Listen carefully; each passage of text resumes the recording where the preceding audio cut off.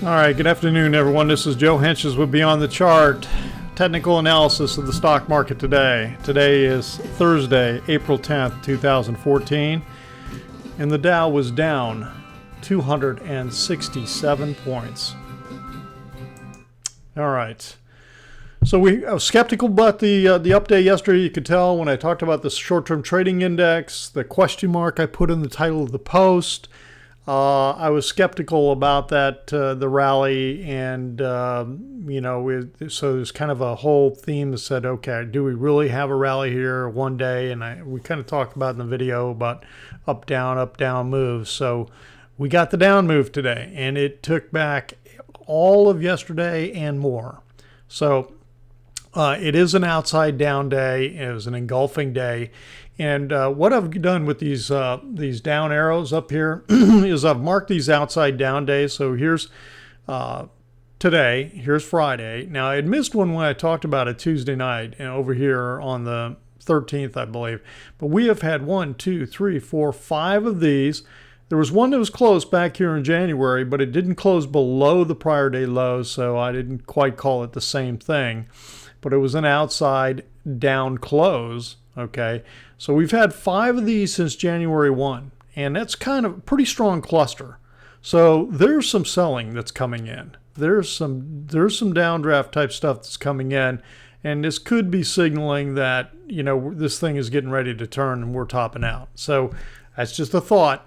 It's not a prediction. We're going to let the market tell us what it's going to do. I'm just telling you what it's starting to feel like, and especially if we broke this trend line in here. Let's take a look at the S&P 500.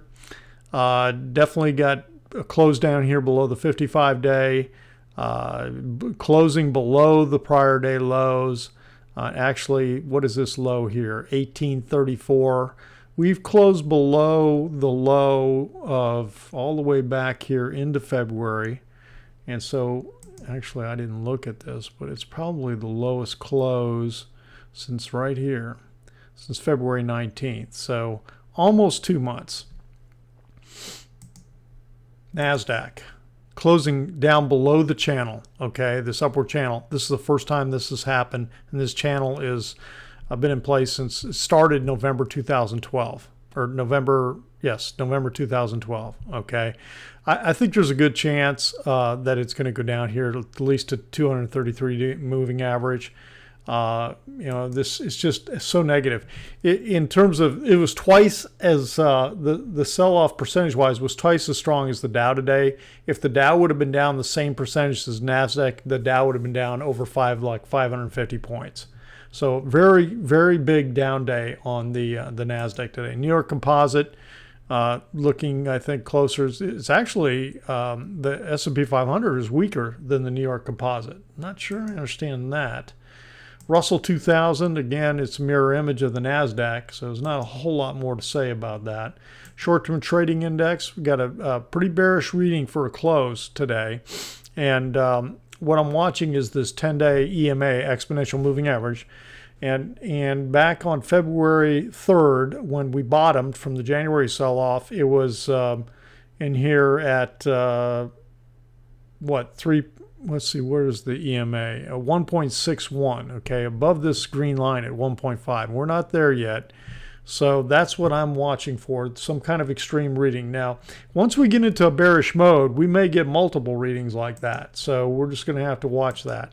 The VIX shot up, broke this trend line, but then closed back down. Now, it's done that before, slight break here, and then popped the next day. This one was a more solid break. So kind of watching this to see, is that enough of an indication that we're getting ready to have a big down day tomorrow? It's, we'll have to see. And then the high-low is really, I would have thought we'd had a little more of a sell-off in terms of the high. We definitely had more lows than high, or, well, we didn't. We still have 33 more highs than lows, but we dropped down a little bit, but we still haven't gone negative on that reading yet. Okay, those are the indicators. I want to talk about the three 3D printing stocks today.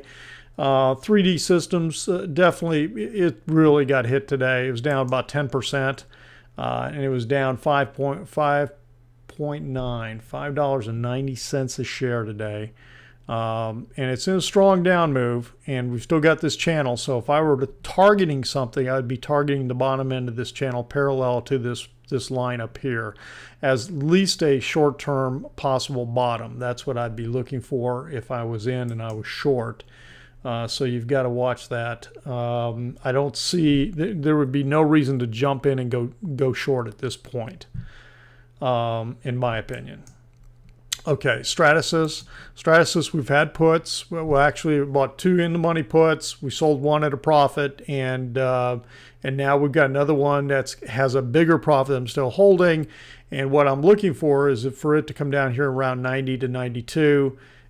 Here's a parallel dotted line parallel to this line up here. Okay, so this is targeting. This is the zone I'm targeting on that. Love to see that tomorrow morning. And X1, you know, doing the same type of look here with this trend, the parallel trend lines. It broke on out of this after it broke this little trend. It broke on down out of this. Now here's the entire trading. Here's where it went public. So the lowest it's ever traded is 23.5. So we're starting to approach that, and so we'll just have to watch and see. It does look like there's 5 little wave moves down.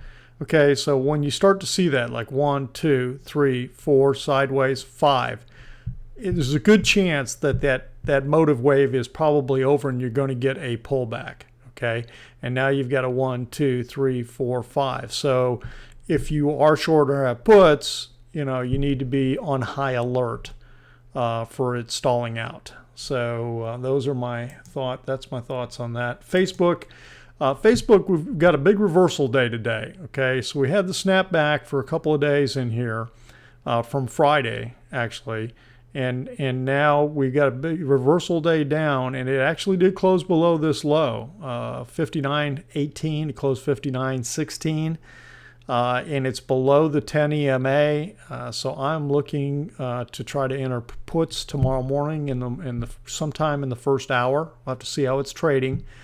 And that's the other thing. Sometimes you have to sit and let it settle for a while. I mean, I noticed on some of these stocks, boy, they keep the spreads really big, even just for the first half hour or so on the options, because they're just not sure what's happening, and the volatility so big and the volume, and so the market makers just back off on the spread. So sometimes you have to just let it settle.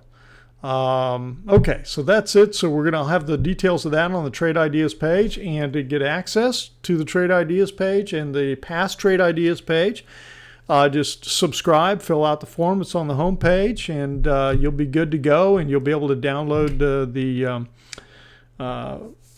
free guide I've got about the essentials for trading, the five key essentials that you should read and understand. I think, and it's not just me, it's Paul Tudor Jones talking, if you really want to understand the trading business. So that's what we've got out there. So all right, have a great Friday, everyone. Thanks for stopping by. Remember, the truth is in the charts, but there's more to trading than just the bars on the chart. So have a great Friday. We'll talk to you this weekend.